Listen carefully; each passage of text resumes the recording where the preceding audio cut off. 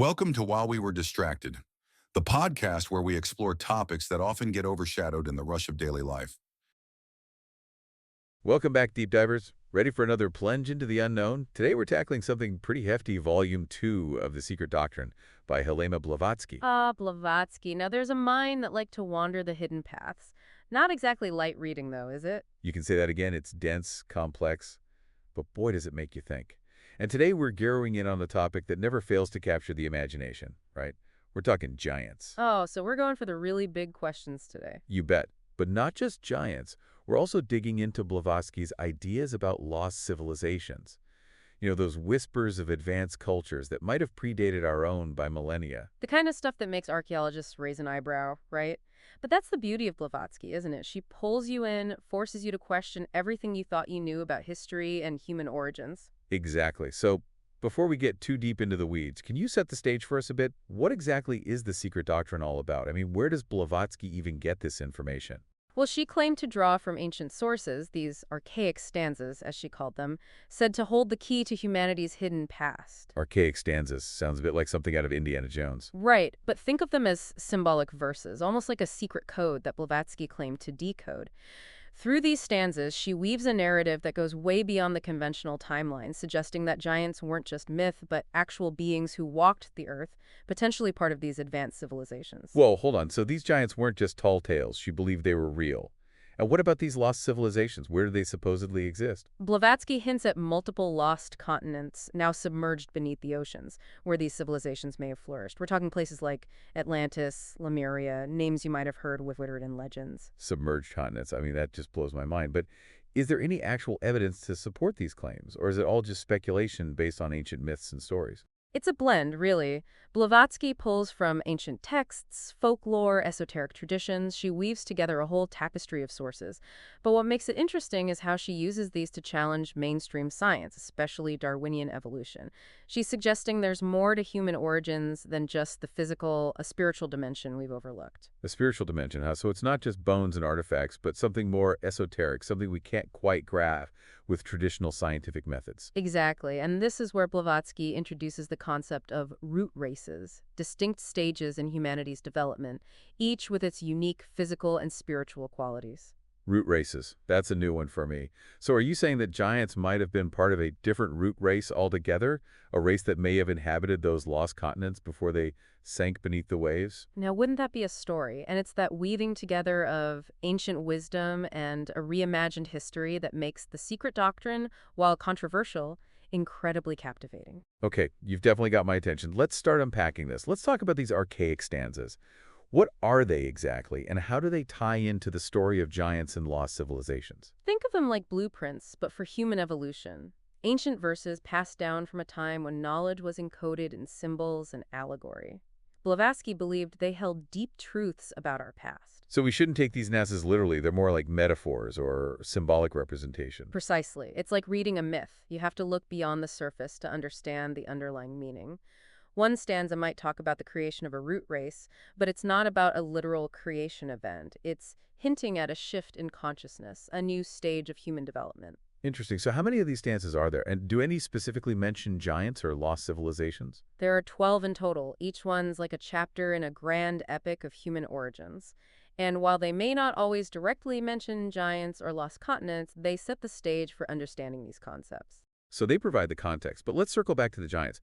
Where do they fit in with these root races and cycles of civilization? I mean, were they just bigger humans, or is there something more to it? That's the million-dollar question, isn't it? The secret doctrine doesn't give us a clear-cut answer. Some interpretations suggest they were just a physical variation within a root race, while others say they were a distinct race altogether, maybe with knowledge and abilities beyond us ordinary folk. So even within Blavatsky's own system, there's room for debate and interpretation. What about these lost civilizations? Are they linked to specific root races? It's not always explicitly stated, but Blavatsky seems to imply a connection. She suggests that each root race had its own cycle of civilization, its rise and fall. And some of these civilizations, especially the older ones, might have existed on continents that are now underwater. So we're potentially talking civilizations predating ours by, well, who knows how long. The mind boggles. But where does this idea of lost continents come from? Is it based on anything other than myths and legends? That's where things get really, really interesting. That's where the secret doctrine starts pushing the boundaries of conventional thinking. Well, for starters, think about all those ancient myths and legends, right? You mean like Atlantis, Lemuria? Exactly. Stories of sunken lands, they're all over the place across cultures. It's easy to dismiss them, just fantasy. Sure. But what if, and here's where Blavatsky comes in, what if those stories, those myths, they're actually distorted memories? Of real events. You got it. Memories of actual civilizations, only they existed on land masses that are, well, gone now. Underwater, so myths and legends, okay. But does Blavatsky offer any hard evidence, like from geology? She does point to certain geological formations, anomalies, things that suggest cataclysmic events, events that could have reshaped the Earth's surface. Enough to, say, sink a continent. That's what she's hinting at, that maybe, just maybe, mainstream geology is missing a piece of the puzzle. A big piece. Yeah, and remember, Blavatsky's working with a totally different timescale for human evolution. Millions of years. Plenty of time for continents to appear and disappear. Right, right. So a lot more could have happened than we currently think. Okay, back to the giants. How does the secret doctrine connect them to specific continents?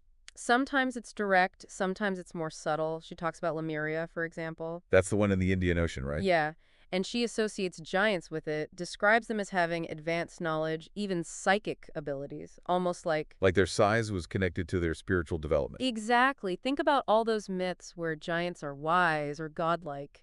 It's like she's saying they weren't just bigger, they were, I don't know, more evolved somehow. A different stage of human evolution, maybe a stage where the physical and spiritual were more intertwined. Whoa. Makes you wonder what we've lost along the way. But okay, here's my question. If these giants were so advanced, where's the proof? I mean, shouldn't there be more than just stories? Well, think about it. Submerged continents, right? If those civilizations were wiped out... The evidence would be at the bottom of the ocean. Exactly. We're working with a very incomplete puzzle here. Still, even with what little we have, Blavatsky's painting a pretty vivid picture. Lost worlds, giant beings. It really makes you question everything. And it raises questions about the nature of those giants, their connection to us. Are they our ancestors? A separate branch of humanity? I mean, the possibilities. That's the beauty of the secret doctrine. It pushes us to think outside the box, to consider the unthinkable. And it makes you wonder, if those civilizations existed, what happened to them? What can we learn from them? Excellent point. The secret doctrine digs into the past, but maybe it has something to say about our present, even our future. Yeah, I think this deep dive's given us plenty to chew on. But before we wrap up, there's one more piece I want to explore. Blavatsky's take on Darwinian evolution. Right. That's a big one. She had some strong opinions on that, didn't she? How does that all tie in with the giants, the lost civilizations, the root races? Well, Blavatsky believed that Darwin, while important, didn't tell the whole story. There was more to it than just physical changes. She argued for a more holistic view. Okay, let's unpack that a bit. All right, so let's talk Darwin. Blavatsky believed he missed something, right? She felt he only told part of the story. Like, he focused on the physical, how our bodies changed, but... But there's more to humans than just the physical. Exactly. She believed in the evolution of consciousness. So how our minds and spirits changed over time. Yeah, and get this, she thought consciousness might even exist independently of, like, outside of our bodies. Whoa, okay, so it's not just a byproduct of evolution, it's... More like a driving force. A force that expresses itself through different forms. Okay, I'm trying to wrap my head around this. So how do the root races fit in? And the giants? Well, each root race, according to Blavatsky, is like a step in the evolution of consciousness. The earlier races, the ones she links to giants, Lemuria. They had a different kind of consciousness. Maybe. A more intuitive one, perhaps. More in tune with, the spiritual side of things. So those giants weren't just physically different, they were. Spiritually advanced. Possibly. Remember all those myths.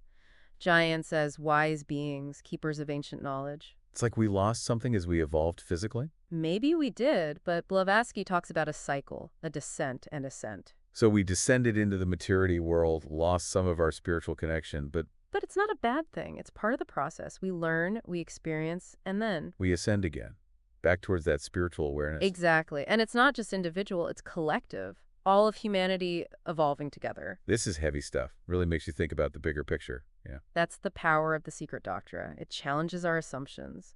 It makes us question what we think we know. Well, we've certainly covered a lot of ground today. Lost continents, giant beings, the evolution of consciousness. It's a lot to process. It is, but even if you don't agree with everything Blavatsky says, it's hard to deny the book's impact. It makes you think differently about human history, about our place in the universe. Exactly. It's a reminder that there's always more to discover, more to learn. Maybe there are truths hidden in plain sight, waiting to be uncovered. So if you're feeling adventurous, pick up a copy of The Secret Doctrine. You might be surprised by what you find. Until next time, keep those minds open and keep exploring. Don't forget to like and subscribe for the next episode on While We Were Distracted.